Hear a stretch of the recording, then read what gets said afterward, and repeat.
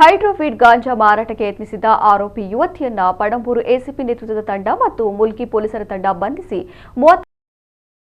ಸುಮಾರು 1 KG 42 gram ಹೈಡ್ರೋಫೀಡ್ ಗಾಂಜಾ ವಶಪಡಿಸಿಕೊಂಡಿದೆ.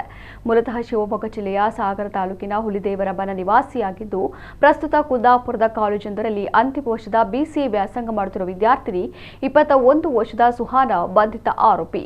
ಮೇ 12ರಂದು ಮುಲ್ಕಿ ರೈಲು ನಿಲ್ದಾಣ ರಸ್ತೆಯಲ್ಲಿ ಹೈಡ್ರೋಫೀಡ್ ಗಾಂಜಾ ಮಾರಾಟ ಮಾಡಲು ಸಾಗಾಟ ಮಾಡುತ್ತಿದ್ದ ವೇಳೆ ಖಚಿತ ಮಾಹಿತಿ ಮಾಡಿದ್ದಾರೆ. ಕೃತ್ಯಕ್ಕೆ ಬಳಸಿದ ಮೊಬೈಲ್ ಫೋನ್ ಮತ್ತು ಇತರ ಸೊತ್ತುಗಳನ್ನು ಕೂಡ ತರಿಸಿಕೊಂಡು ಮಂಗಳೂರು ಮತ್ತು ಇತರ ಪ್ರದೇಶಕ್ಕೆ ಸರಬರಾಜು ಮಾಡಲು ಆಕೆ ಯತ್ನಿಸಿದ್ದಳು ಎಂಬುದಾಗಿ ತನಿಖೆಯಿಂದ ಗೊತ್ತಾಗಿದೆ. ಪಣಂಬೂರು ಎಸಿಪಿ ತಂಡ ಮತ್ತು ಮುಲ್ಕಿ ಠಾಣೆಯ ಪೊಲೀಸ್ ತಂಡದಿಂದ ಈ ಕಾರ್ಯಾಚರಣೆ ನಡೆಯಿತು.